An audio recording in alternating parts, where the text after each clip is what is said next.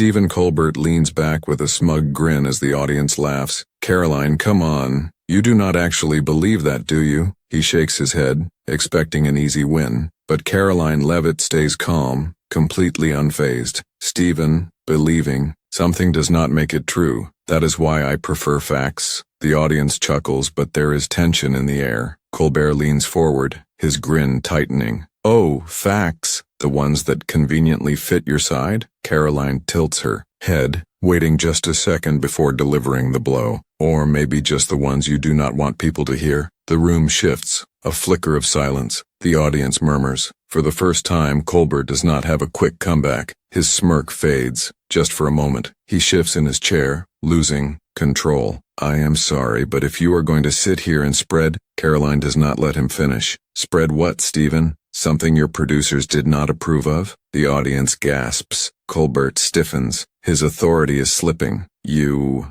know what, if you... And then, everything changes. What happened next? Nobody saw coming. The cameras roll. The lights burn bright. The crowd is electric, ready to witness another late-night spectacle. And at the center of it all stands Stephen Colbert, smug, confident, in complete control. This is his show, his kingdom, and every night he invites guests to sit across from him. But let's be real, most of them are not really guests. They are targets, because in this arena Colbert is the predator, and his opponent is the prey. The audience laughs on cue, cheers when expected, and reacts exactly as he wants. He wields his sarcasm like a weapon, cutting down anyone who dares to challenge him. But tonight is different, because sitting across from him is Karoline Leavitt. She's young, she's sharp, and most importantly, she is completely unfazed. She knows exactly where she is, deep in enemy territory. The crowd is not on her side. The energy in the room is against her. And Colbert? He thinks this will be easy. He sees her as just another conservative stepping into the lion's den. Another viral moment waiting to happen where he gets to humiliate his guest for laughs. But here's the thing. He has severely underestimated her. She walks onto the set, calm, composed, and dangerously prepared. She has seen this game play out before. Colbert's condescending tone, his carefully crafted gotcha questions, his audience trained to turn against whoever sits in that chair. But what he does not know is that tonight, the script is about to flip. The tension is thick. Every move,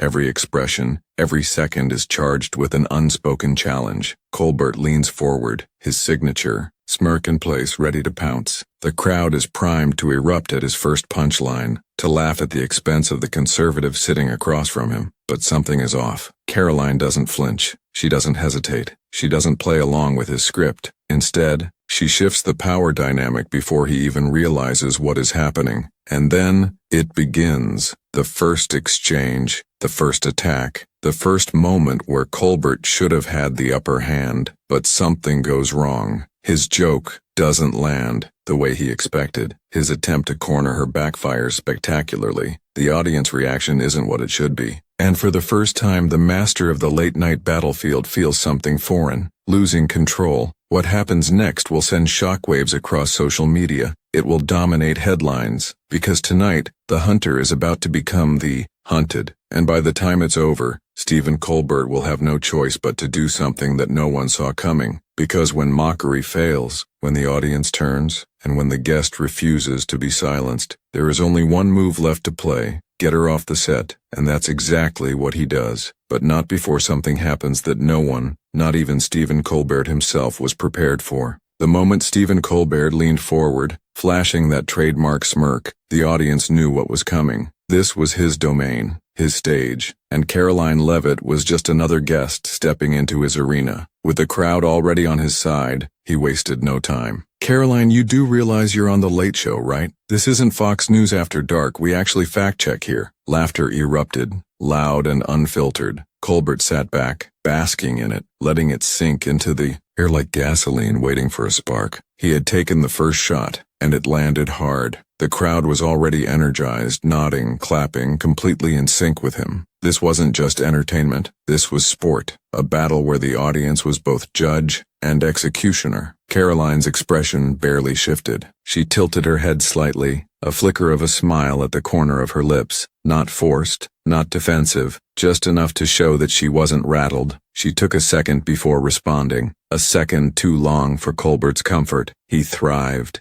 on speed, on not giving his guests room to breathe, yet here she was, breathing just fine. "Stephen, I'm well aware of where I am," she said, her voice even, almost amused. "I just didn't realize comedy shows still had fact-checkers. That's new." A murmur ran through the crowd. It wasn't laughter, not yet, but it wasn't nothing either. Colbert noticed. His smirk twitched, but he recovered fast. He had a reputation to uphold. "Oh, trust me, we do. We just have to work overtime when certain guests show up." Another round of laughter, and this time he pushed further. "You're here to defend a party that still believes climate change is a hoax, right? Or wait, was it that the election was stolen? It's hard to keep up." The audience roared. Karoline crossed her legs, relaxed. "It is hard to keep up, Stephen, especially when your side keeps rewriting the rules mid-game." The laughter stopped, not all at once, but in small pockets. An interruption, a shift. Someone in the crowd whispered, "Oh." It wasn't loud, but it didn't have to be. The energy in the room had been absolute, entirely Colbert's. And now there was a crack. Colbert leaned forward, tapping his fingers against his desk. He was watching her now, not just waiting for his next punchline. Rewriting the rules? That's interesting, coming from someone who works for a party that wants to ban books and control what teachers say in classrooms. Now this was supposed to be another easy win. The crowd had been primed for it, but Karoline had already planted a seed of doubt, and suddenly the reaction wasn't as loud as before. She took a breath, choosing her words carefully. "Stephen, are you saying your side doesn't control narratives? That's cute, the way she said it.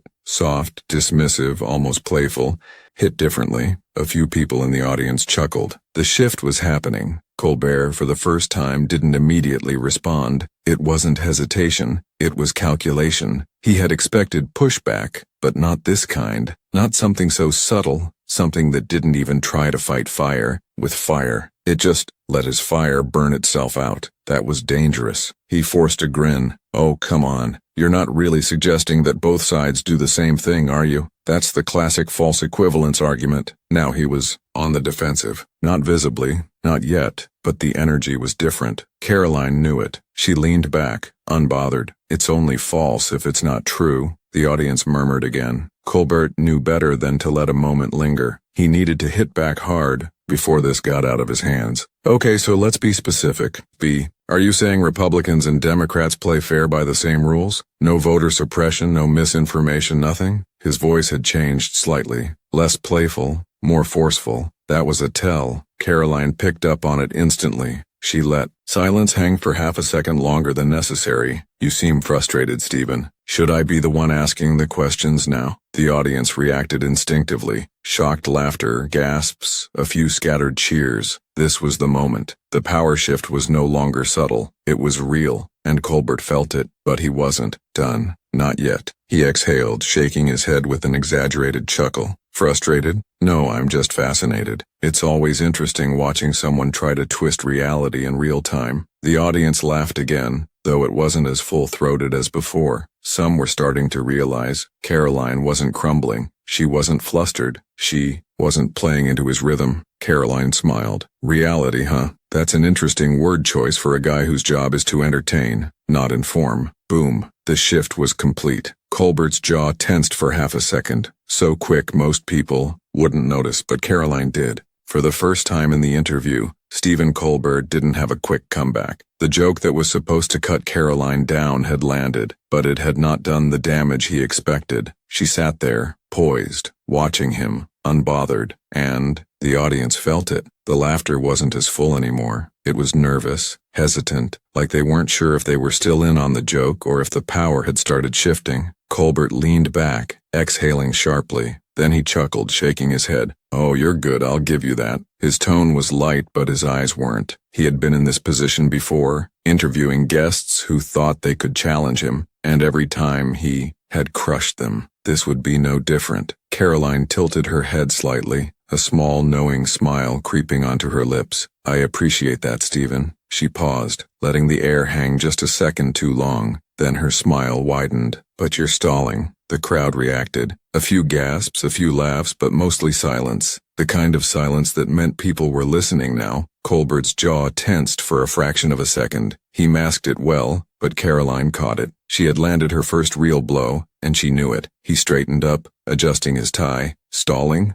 Oh no, Karoline, I'm just enjoying this. Watching you try to spin reality, it's fascinating. There it was, his pivot. He was trying to regain control, trying to put her back in the box of being just another right-wing guest, peddling nonsense. And he expected her to push back the way others had, to get defensive, to start scrambling. But she didn't. She leaned forward slightly. Stephen, do you know what I find fascinating? Her tone was light, almost conversational. The way you pretend to ask questions when, really, you just want to hear yourself talk. The reaction was instant. A sharp inhale from the audience, followed by nervous laughter. Laughter that wasn't directed at her anymore. Colbert's smirk flickered just for a second. Karoline continued. I mean, let's be honest, this isn't about discussion, it's about performance. You're not interviewing me, you're performing for them. She gestured toward the audience, and hoping they'll laugh in all the right places. Because as long as they're laughing, you can pretend you're winning. Silence. And then, the shift. A few people in the audience did laugh. Not at Karoline, but with her. A tiny fracture in Colbert's control, and he felt it. His fingers tapped against the desk, another tell. Then he smiled, a little tighter this time. You really think you can win this, Karoline?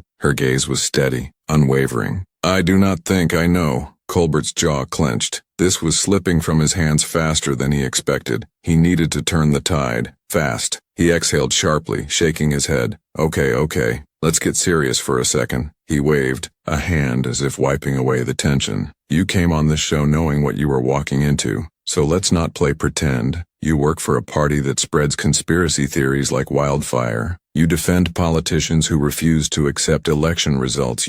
Karoline cut in, her voice calm but firm. You mean like the Democrats in 2016? Boom. The reaction was instant, a mix of gasps, scattered applause, and a sharp murmur running through the crowd. Colbert wasn't expecting that. He had walked her into a trap only to realize too late she had flipped it on him. He forced a chuckle, but there was an edge to it now. Oh, so now we're doing whataboutism? That's the best you've got? Karoline didn't blink. What's the difference between denying an election and questioning one? The silence stretched. Colbert sat up straighter, his fingers steepling together. He was in dangerous territory now. If he answered wrong, she could use it against him, and she knew it. The audience was watching him, waiting. For the first time, they weren't sure who was winning. Colbert exhaled, forcing an easy grin. All right, let's play that game. You think Democrats denying the 2016 election is the same as Trump and his people denying 2020? Really? Karoline's eyes locked onto his. Did Hillary Clinton concede immediately? Another wave of murmurs rippled through the crowd. Colbert's mouth opened, but nothing came out. Karoline continued, her tone calm, deliberate. Did multiple high-ranking Democrats call Trump's presidency illegitimate? Did they claim he colluded with Russia to steal the election? Did they spend years pushing a narrative that turned out to be false? The energy in the room shifted again. Some audience members were nodding. Some were whispering. Colbert leaned forward, his voice sharper now. That is not the same as what Trump did. Karoline smiled. You're right, Democrats never stormed the Capitol. They just undermined a sitting president for years. The audience exploded, gasps, cheers, scattered claps. Colbert's face remained neutral, but his fingers were gripping his desk now. He inhaled, then exhaled. Time to pivot again. Wow, that's a nice deflection, Karoline, but let's be real. Trump lost. Every court, every recount, she cut him off again. And in 2000, Democrats claimed Bush stole the election. In 2004, John Kerry's people also questioned the results. The game only changed when Republicans did it. This time, a section of the audience clapped. That was it. The turning point. Colbert felt it. He saw the way the energy in the room had fractured. Not completely, but enough. He had gone into this segment expecting to dismantle her. Instead, she had drawn blood. He forced a laugh, shaking his head. You're really committed to this, huh? Karoline didn't flinch. I just know what happens when one side controls the narrative. And Stephen, you control this room, but you don't control the truth. The audience reacted before Colbert could applause, real applause, and that was when it happened. For the first time in the interview, Colbert hesitated. It was half a second, maybe less, but Karoline saw it, and the audience felt it. That was the moment everything changed. For a moment, Stephen Colbert just sat there blinking, his usual smirk gone, his quick comebacks not coming. He opened his mouth, but nothing came out. This was unfamiliar territory. He had been here before, facing off against guests who thought they had the upper hand. But this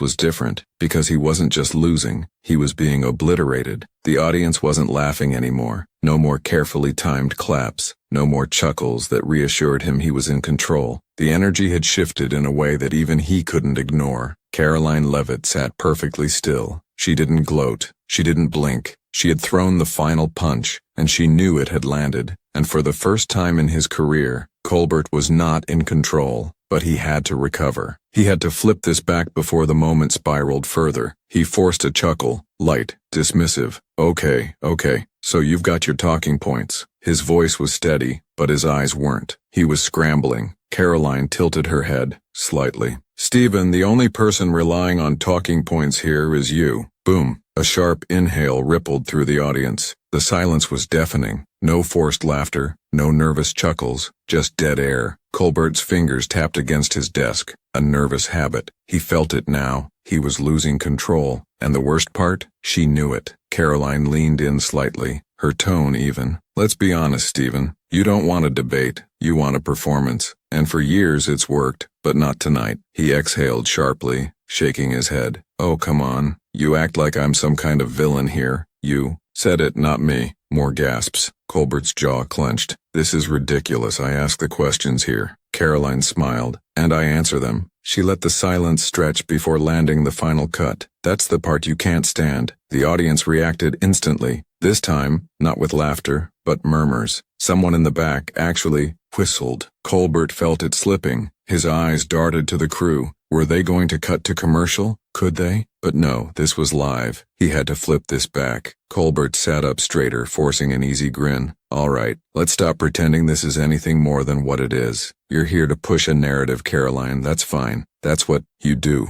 That's what your side does. He gestured vaguely. But let's be real. You don't actually believe half the stuff you say. Karoline's smile didn't fade. That's funny, Stephen, because I was about to say the same thing about you. Silence. And then, the moment that changed everything, a voice, not from Karoline, not from Colbert, from the audience. A man's voice, loud and clear. She's right. The room froze. Colbert's eyes snapped toward the direction of the voice, but he couldn't see who had said it. The cameras were rolling. The audience was not supposed to speak out like that. But now it had happened, and the energy in the room was shifting faster than he could control. Karoline, for the first time, looked surprised. She had expected to win the argument. She hadn't expected this. Another voice, this time, a woman. Let her talk. Colbert's face stiffened. He had lost audience control. Then something even worse happened. One of the crew members, a young woman with a headset, covered her mouth, but not before a camera caught her laughing. It was small, just a second too long, but everyone saw it.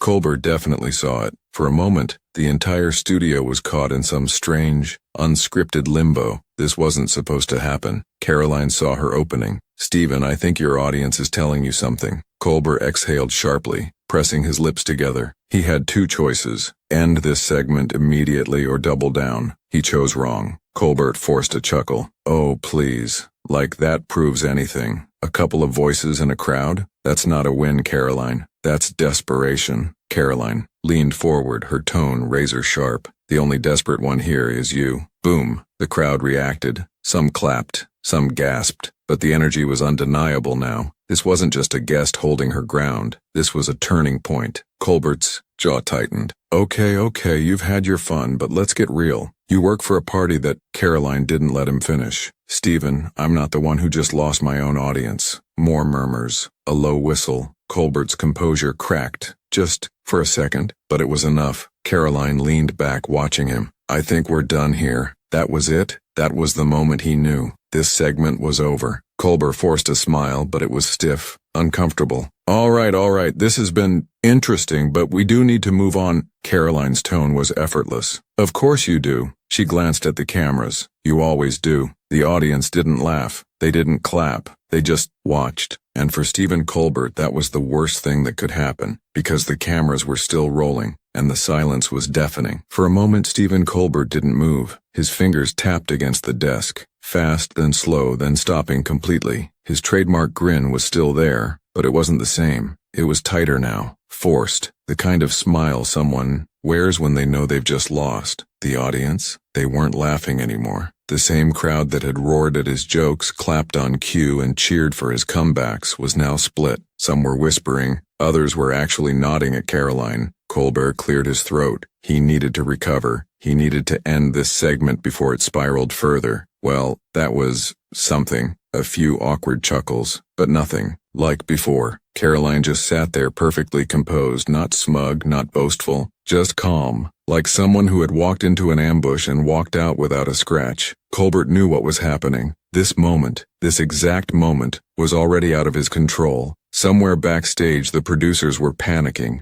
The social media team? Scrambling, because in less than an hour this wasn't going to be just another interview. It was going to be everywhere. On Twitter, clips of Karoline's comeback would be flooding the timeline. Threads would dissect every second. Her expressions, his reaction, the shift in audience energy. On YouTube, the video would explode. Titles like Stephen Colbert humiliated on live TV and Karoline Leavitt destroys Colbert would rack up millions of views. And the worst part? The internet never forgets. Colbert forced another laugh. All right, that's all the time we have. Thanks for joining us, Karoline. No applause. None. The silence stretched for a beat too long. Karoline smiled, standing up first. She shook his hand, firm, confident. Then with a final glance at the cameras, she simply said, "Thanks for having me, Stephen." And just like that, she was gone. Colbert let out a slow exhale, adjusting his tie. The cameras were still rolling, he knew. And now, the whole world knew too. But the real damage, that was just beginning. Within minutes, Twitter was in flames. Colbert destroyed was trending. Clips of Karoline's moment flooded timelines. Some users posted side-by-side comparisons of Colbert's face at the start of the interview,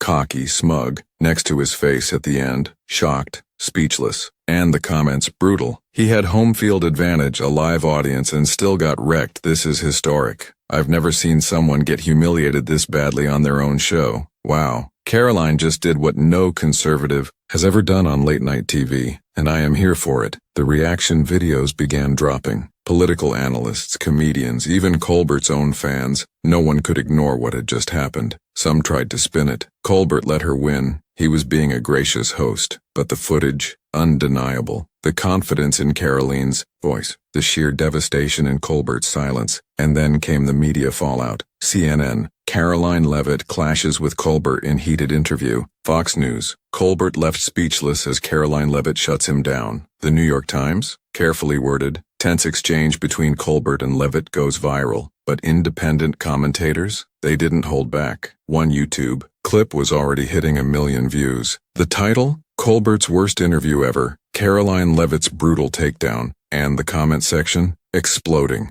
Some called it the greatest conservative victory in media history. Others were stunned at how Colbert fumbled so badly. Back at the studio, Colbert's team was in full-blown crisis mode. Producers debated editing the interview down before uploading it. Maybe cut out the worst parts, reframe the narrative. But it was too late. The raw footage was everywhere. Colbert's PR team rushed out a damage control tweet. Great chat with Karoline Leavitt tonight. Always good to have a lively debate. Colbert tonight. No one bought it. The quote tweets alone were brutal. Lively debate? My guy. She ruined your entire career in 10 minutes. Blink twice if you're okay, Stephen. Colbert's fans tried to defend him. But the problem? Even they saw what happened. Meanwhile, Karoline was silent. She didn't tweet, didn't post. She didn't need to. The internet was doing the work for her. She went to sleep that night as a rising political figure. By morning, she was a legend. Her team woke up to dozens of interview requests. Fox News, Newsmax, even neutral outlets wanted her reaction. But Karoline, she played it smart. She let the clip speak for itself, and in doing so, she won twice. Colbert lost the moment. Karoline owned it. And when she finally did tweet, Hours. Later it was just 6 simple words. That was fun, let's do it again. And the internet exploded all over again. This moment is far from over. The debate is still raging, and now it is your turn to weigh in. Was this a brutal takedown, or did Colbert just underestimate his opponent? Did Karoline expose something bigger, or was this just another political showdown? The internet is already on fire, and the real battle is happening right now in the comments. I need to hear your take. Who truly won this fight, and what does it mean moving forward? Drop your thoughts below and let the debate continue.